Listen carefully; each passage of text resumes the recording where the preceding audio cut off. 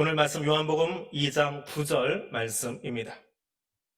요한복음 2장 9절 앞에 두 상반절입니다. 연회장은 물로 된 포도주를 맛보고도 어디서 났는지 알지 못하되 물돈 하인들은 알더라. 아멘. 대통령으로서의 업적보다 군대 입대할 때의 이야기가 훨씬 더 유명한 사람이 있습니다. 대통령으로 있을 때보다 퇴임 이후에 전 세계를 향해서 더 많은 족적을 남긴 미국 대통령이 있습니다. 퇴임 이후가 더 아름다운, 그래서 노년을 이야기할 때마다 꼭 빼놓지 못하는 사람, 지미 카터 대통령입니다. 지미 카터는 조지아주 출신입니다. 그곳에서 상원의원을 했고 주지사까지 하다가 대통령이 되었지요. 어린 시절 그 아버지의 농장, 땅콩 농장하고 있었습니다. 그 농장에 아버지를 따라서 나갔습니다. 아버지가 창고에서 물건을 꺼내서 일을 하려고 창고 앞으로 갔는데 주문을 아무리 뒤져도 열쇠가 없는 거예요. 아버지가 난감해 졌습니다. 집에 또 갔다 오자니 할 일은 많고 우리처럼 이렇게 옆에 있는 게 아니고 한번 농장집 왔다 갔다 하면 시간이 꽤 걸리나 봅니다. 땅콩 부자였으니까요. 이거 어떻게 하나 그러고 아버지가 당황하고 있었습니다. 그때 이 어린 카터가, 지미가 아버지에게 아빠 잠깐만요 하고는 아이들이 들어가는 창고에 조그만 구멍이 있었습니다. 거기로 쏙 들어가 버린 거예요. 들어가서 안에서 창고 문을 열어드렸습니다. 그때 문을 딱 열고 문 앞에 서 계시는 아빠와 어린 지미가 눈을 마주쳤는데 그 아버지의 눈빛을 지미는 평생 잊을 수 없었다라고 자기 자서전에 적어놓고 있습니다. 대통령이 된 순간보다, 노벨 평화상을 받은 것보다 더 감격스러웠던 장면, 자기 인생에 가장 감격스러웠던 장면, 나 때문에 환하게 웃고 계시는 아버지의 눈빛을 잊을 수 없었답니다. 섬김의 영성, 금년 표의 세 가지 구체적인 제목 가운데 두 번째가 섬김의 영성이지요. 섬김의 영성이 이와 같습니다. 내가 쓰임받을 때, 사역할 때 정말 나를 힘이 나게 해주는 것이 무엇입니까? 숱한 말보다 나를 향해 웃어주는 그 얼굴을 보면 그렇게 힘이 나고 행복하고 그냥 더 하고 싶은, 더 열심히 달려가고 싶은 그런 새로운 충전이 되는 것을 느끼게 되어집니다.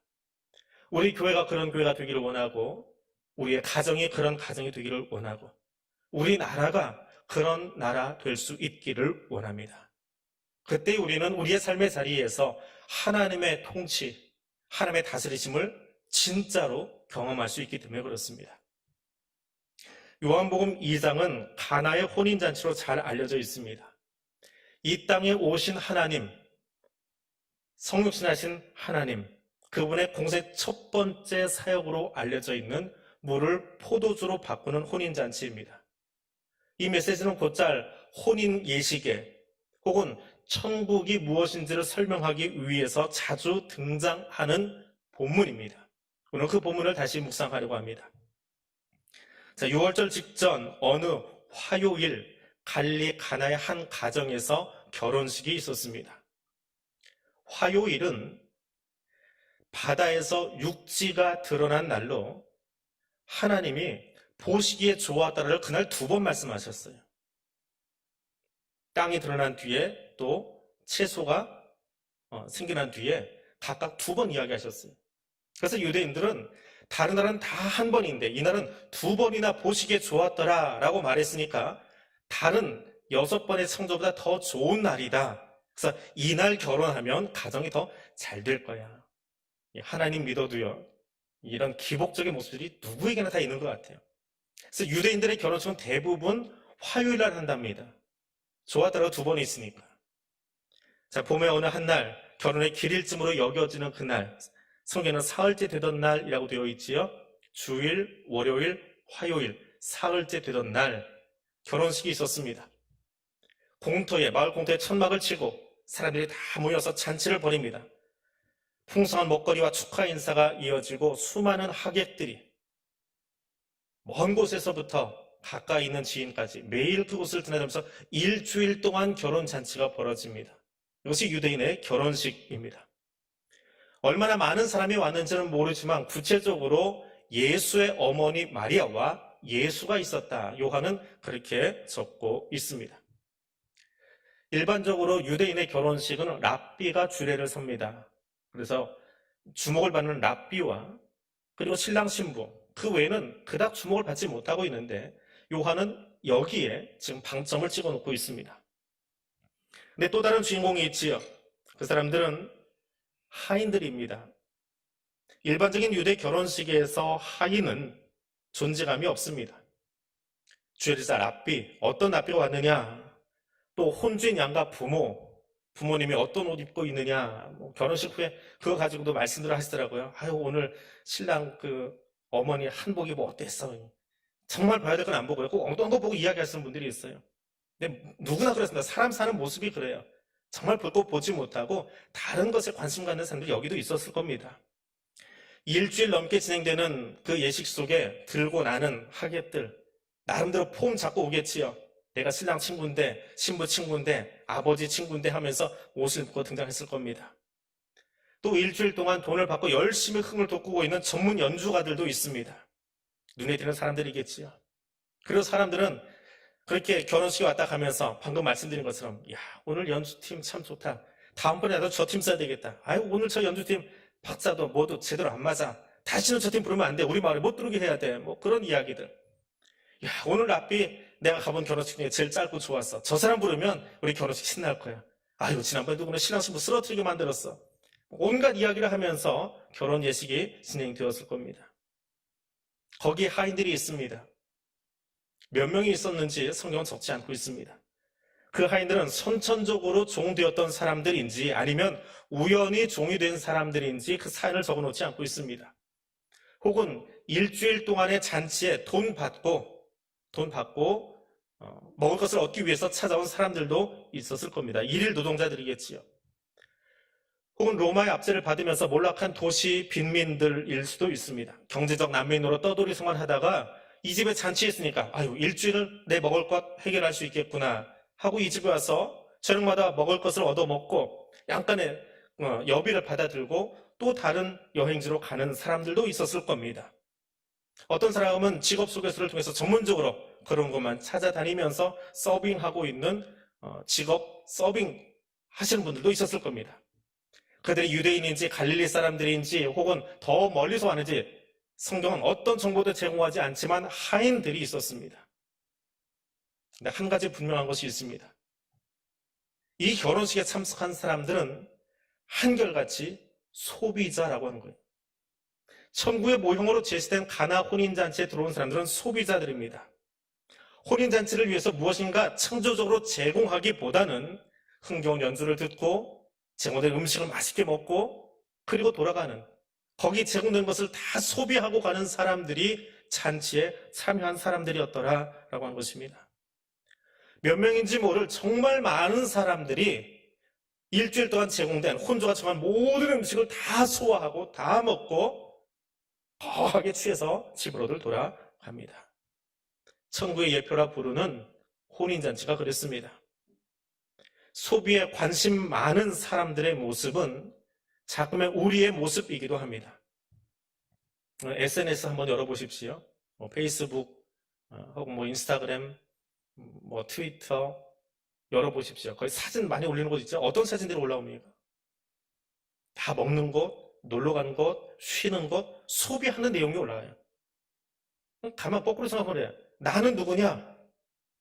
그 인스타를 운영하고 있는, 페이스북을 운영하고 나는 누구예요? 소비하고 있는 사람이에요. 나 오늘 이 카페 가서 이거 소비했어. 나 오늘 이 음식점 가서 이거 소비했어. 소비하는 주체로서의 나를 거기다 자랑하고 있는 거예요. 정작 나는 없어요. 내 얼굴도 없고요. 내가 먹기 위한 음식이 먼저 거기에 올라오고 있습니다. 근데 인스타만 그렇습니까? 교회도 똑같습니다. 천국 모형인 가나 혼인잔치도 그렇지만 교회도 그 흐름을 따라가고 있습니다. 좋은 설교 찾아 산만리, 인터넷 서핑을 하고 있고요. 교회 옮겨 다니면서 좋은 설교를 찾아다닙니다. 자기가 좋아하는 프로그램을 찾아서 교회를 옮겨 다닙니다. 수동적인 거지요. 내가 가진 것을 하나님의 나라를 위해서, 교회를 위해서 제공하는 것보다 더 좋은 것을 먹기 위해서 교회를 옮겨 다니고 있는 수동적인 사람들, 소비자로서의 그리스도인들을 보게 됩니다. 그럼 코로나 이후에 성도들은 아마 더 그런 쪽으로 흘러가지 않을까요? 이미 습관이 됐잖아요. 온라인 예배를 드리려고 유튜브를 딱 들어갔더니 우리 교회만 뜨나요? 우리 교회 검색하려고 누르면 그 밑에 벌써 이미 다른 교회들도 실시간으로 동시에 온라인 예배를 드리고 있습니다. 끼웃해보자. 저기는 뭐라고 할까? 또 저쪽 교회는 뭐라고 할까? 여기가 괜찮네? 그리고 보고 있습니다. 사실은 이미 한 30년 전에 예견된 교회 현상이 지금 코로나 때문에 확 앞으로 다가온 것 뿐이에요. 교회를 떠나지 않으면 다행이다라고 싶을 정도로 계속 서칭하고 다니는 사람들이 생겨납니다. 온라인 예배에 익숙한 사람들, 집에서 마음에 드는 설교, 마음에 드는 교회, 마음에 드는 프로그램을 찾아갈 겁니다. 익숙한 목사, 익숙한 교회, 익숙한 거리에 젖어 있는 기성세대와 다르게 젊은 세대는 내가 있는 곳에 얼마든지 내 취향에 맞는 나의 비전과 비슷한 교회를 찾아갈 수 있는 거예요. 근데 하지만 그곳에 가서 내 것을 제공하기보다는 먹고 내 것으로 안에 넣기만 하는 소비적인 그리스도인들이 늘어나더라라고 하는 거예요. 가나 혼인잔치에 대부분의 사람들이 그랬던 것처럼. 근데 성경은 하나님은 사도 요한을 통해서 이 잔치 속에 이 소비자 하객들, 그들에게 주목하지 않습니다. 존재감이 없는 사람들의 모습 속에서는 존재가 없는 하인들에게 주목하고 있습니다. 예수님의 공생의 첫 번째 사건으로 등장하는 이 가나 혼인잔치에서 하인들이 주목받고 있습니다. 그리고 신약 성경에 기록된 지난 2000년 교회 역사 속에서 이 하인들은 존재감이 없다라고 누구도 말하지 않습니다. 그들의 이름도 또 그들의 신분도 그들의 나이도 알려지지 않았지만 로마 제국 사회를 지탱하고 있는 노동력을 제공하는 그 사람들이지만 성경 그들을 존재감 없다고 말하지 않습니다. 왜 그럴까요? 이유를 먼저 말한다면 교회는 소비자나 혹은 구경꾼으로서의 성도가 아니라 경기장을 달리고 있는 운동선수, 영적 전쟁터에서의 군인으로서의 성도가 되기를 요청하고 있기 때문에 그렇습니다. 하나님께서 어떤 사람은 선지자로, 어떤 사람은 목사로, 어떤 사람은 교사로, 어떤 사람은 복음 전하는 자로 세우셨다라고 우리에게 가르치고 있습니다. 관중 속에 앉아서 손 들고 와 하고 박수 쳐주고 소리 지르는 사람들이 아니라 1등을 하건 2등 하건 꼴찌하건 상관없습니다. 경기장 아래 들어와서 함께 달리기 원하는 선수가 되기를. 칼 들고 힘이 좋아서 방패를 들고 앞에 서 있는 사람도 있지만 뒤에서 같이 그들을 지탱해주고 있는, 그들의 방패가 넘어지지 않도록 그들의 허리를 받쳐주고 있는 또 다른 군인처럼 그 전쟁터 안에 서 있기를 성경은 우리에게 요청하고 있습니다. 그것이 성도이고 그리스도이다라고 말하고 있습니다. 하인들은 결혼잔치의 주연이 아닙니다. 그러나 요한복음에서 지난 2000년 동안 가나 혼인잔치를 이야기하면서 그들은 분명히 주연이었습니다. 이름도 나이도 성별도 옷차림도 알려져 있지 않지만 그들은 주연입니다. 그들이 주연으로 이 본문에서 메시지에 등장하는 이유는 무엇입니까? 그들의 섬김 때문입니다. 그들은 이름도 없이 빛도 없이 자기 것 드러내지 않고 이 본문이 다 끝난 뒤에도 그들의 이름이 무엇이었더라, 어디 사람이었더라 아무런 언급도 없이 내 역할이 끝난 뒤에는 조용히 물러갈 뿐이었습니다.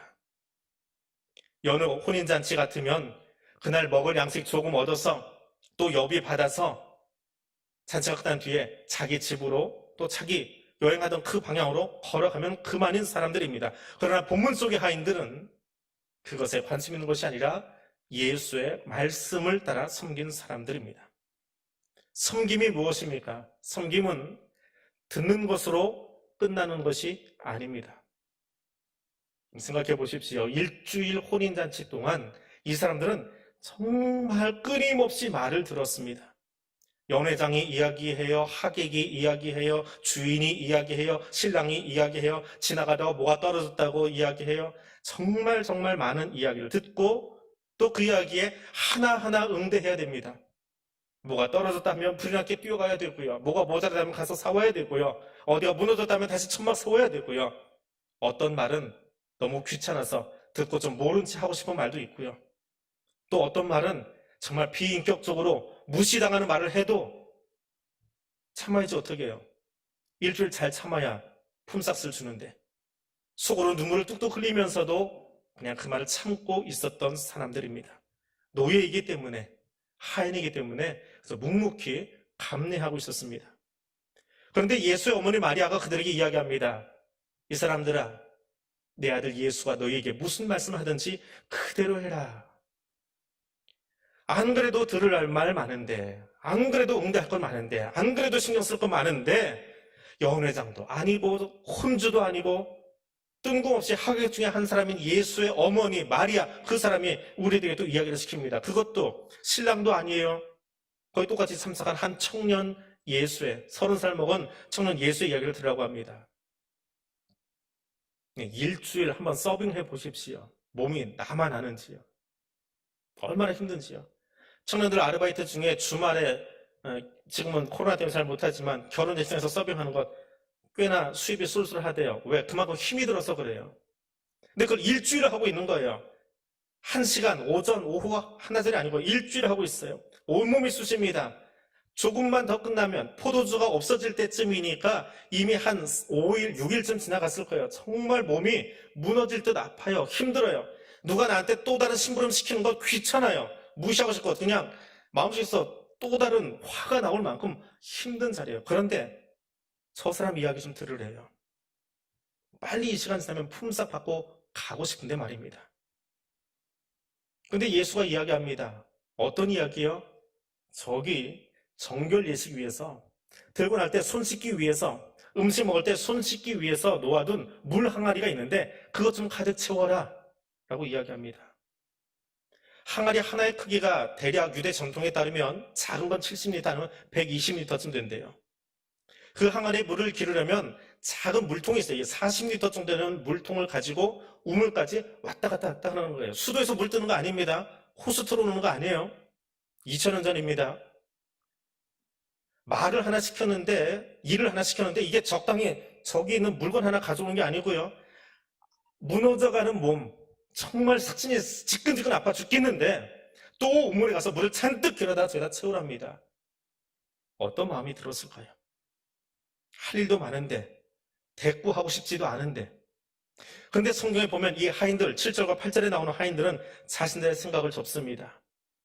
그들의 행동 속에는 딱 한 가지, 예수의 의지, 성령 신하신 하나님의 의지만 그들의 마음 속에서 살아 움직입니다. 섬김은 말씀에 대한 순종에서 시작합니다. 섬김은 내 의지로 못합니다.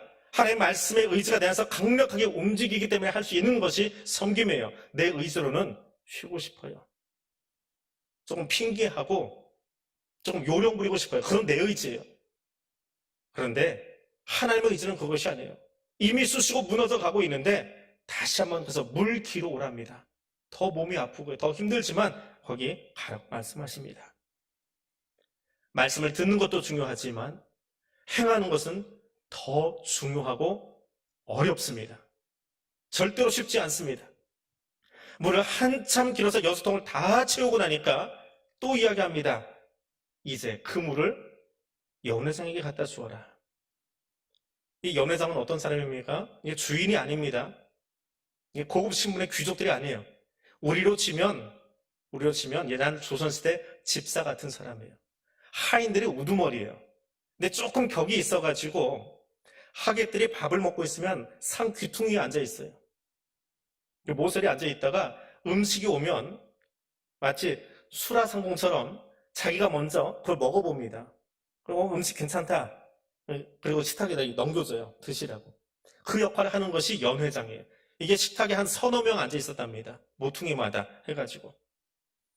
그러니까 지금 떠온 이 물을 연회장이 먼저 맛보게 하고 연회장이 오케이 하면 하객들이 먹을 수 있도록 중간 다리를 해주는 사람들입니다. 우물에서 기로운 물이겠지요. 정결용, 그 예식용 항아리에 잠깐 머물렀던 물이지요. 일반적으로 술에 많이 취했으니까 그 물 적당히 줘서 연회장이 괜찮다 하면 물 먹여라 라는 소리로도 들릴 수 있어요. 근데 그 물을 좀 갖다 주라는 거예요. 그 맛을 먼저 연회장에게 보게 하라는 거지요. 근데 예수의 그런 명령에, 그런 요청에 하인들은 질문을 하지 않습니다. 이거 어디 있으시게요? 이 맹물 왜 먹이시려고요? 묻지 않습니다. 섬김은 이유가 없습니다. 말씀을 들은 뒤에 섬김은 이유가 없습니다. 이유가 따라 나온 것은 섬김이 아니에요. 하인들의 섬김이 이유가 없습니다. 그냥 하는 거예요. 하인은 정치 철학이 없습니다. 왜냐하면 주인의 명령대로 따라하는 존재들이거든요. 그것이 하인들입니다. 교회의 섬김, 성도의 섬김, 하나님의 말씀을 듣고 순종하는 것 이유를 달지 않습니다. 그냥 그 섬김이 천국에서 빛날 뿐입니다. 하인들은 예수의 말씀을 듣고 그대로 실천했습니다. 예수의 말씀을 따라서 혼인잔치를 섬겼습니다. 연회장이 준비한 것이 아니라 성육신하신 하나님이 직접 준비해 놓으신 그 무엇인가를 옮기며 섬겼습니다. 열심히 우물에서 물을 길어왔고 항아리에 채우고 그것을 다시 연회장에 갖다주는 일을 반복했습니다. 그리고 연회장은 그렇게 갖다준 그 물, 이제는 포도주가 되어버린 그 물을 먹으며 놀랍니다. 그리고 연회장이 옆으로 건네준 그 물을 먹은 하객들이 연회장을 향해서 이야기합니다. 이야, 다른 사람들은 먼저 좋은 포도주를 내고 취한 다음에 적당한 거 내는데 그대는 지금까지 어디다 이런 좋은 포도주 감추어졌다가 지금 내놓느냐고 놀라서 이야기하고 칭찬에 칭찬이 이어집니다. 사람들은 뭐 하고 있습니까? 예수님이 만들어준 포도주 가지고 여전히 소비자로 살아가고 있습니다. 그들은 바뀌지 않습니다. 여전히 그들은 이 천국 모형 안에서 소비자로 살아가고 있어요. 그래서 성경은 그들에게 주목하지 않습니다. 성령 하나님은 그들에게 여전히 주목하지 않아요. 연회장은 어떻습니까? 자기가 준비한 포도주 아니니까 더 할 말 없지요. 잔치가 끝난 뒤에 심부름한 하인들에게 물었을지 모르겠습니다. 내가 준비한 포도주는 다 떨어졌던데 이건 어디서 난 거냐? 어느 집에서 가져왔냐? 물어봤을지도 모르겠습니다. 근데 무엇보다 더 놀라운 것은, 정말 놀라운 것은 누구일까요?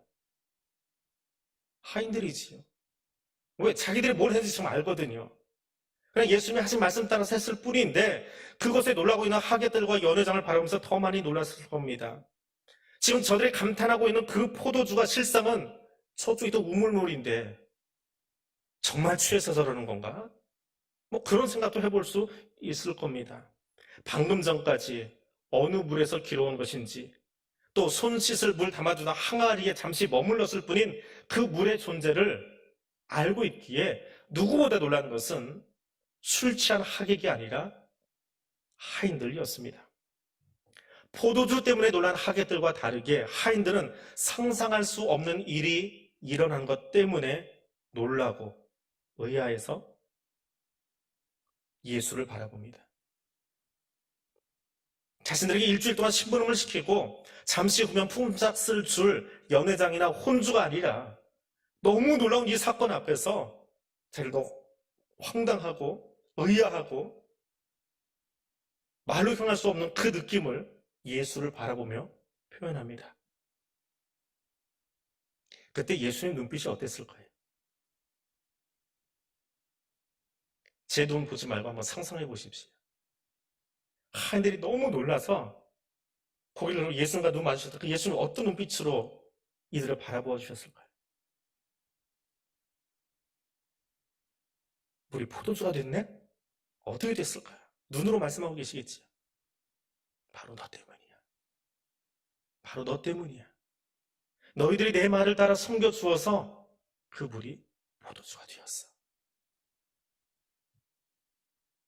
혼인잔치가 잘 끝나서가 아닙니다. 사람들이 거나하게 취해서가 아닙니다. 잘 먹고 돌아간 사람들 때문이 아닙니다.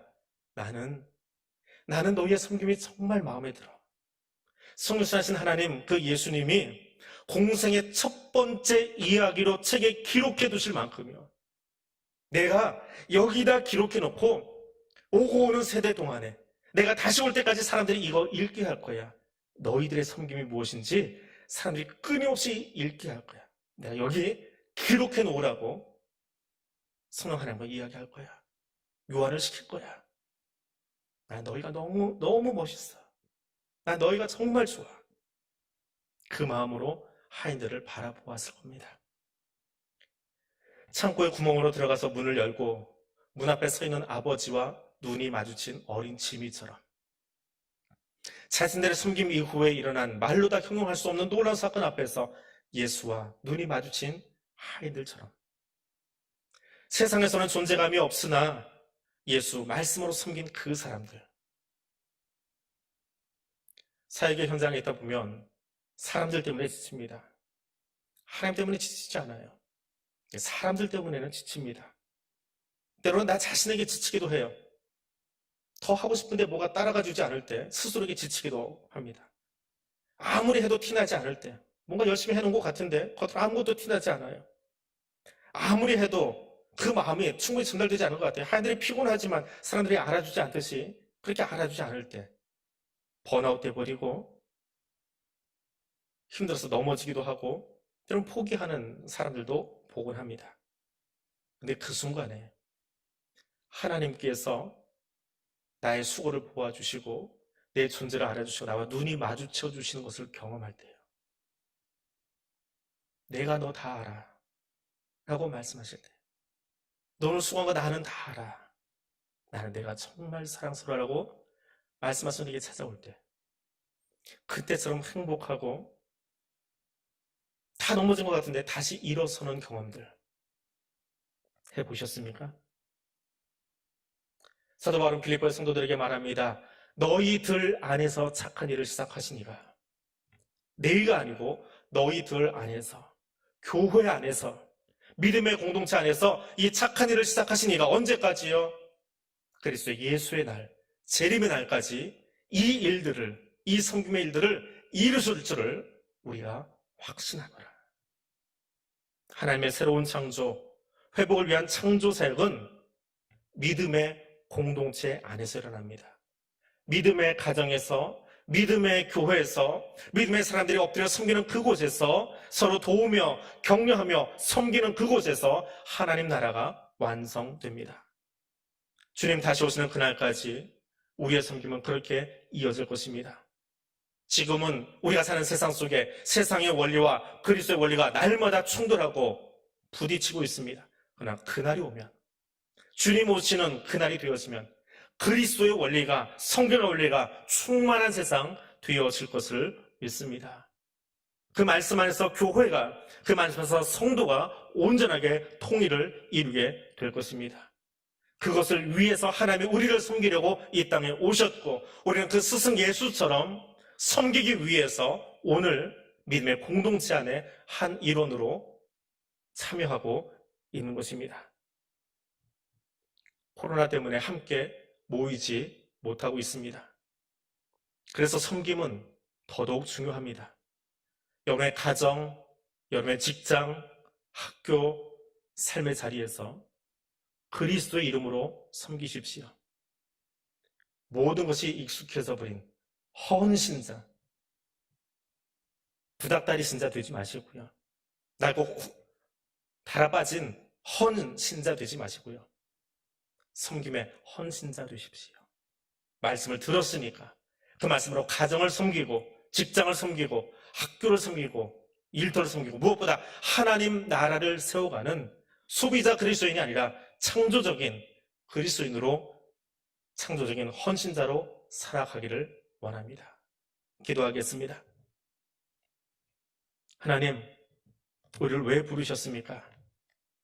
우리를 어디로 부르셨습니까? 오늘 이 어수선한 세상 속에서 나에게 어떤 섬김을 원하고 계십니까? 세상은 가르치려 하고 핀잔하려 하고 쓰러뜨리려 하고 이용하려 하지만 하나님만은 내 모습 이대로 받아주시고, 사람들은 알아주지 않는 물동이를 채우도록, 사람들은 인정해주지 않는 물 기름을 하나님이 요청하시듯 오늘 우리에게도 하나님의 말씀으로 섬길 것을 요청하는 것을 듣습니다. 그리고 우리가 머무는 삶의 자리에서 헌신자로, 섬김의 사람으로 살아가겠습니다.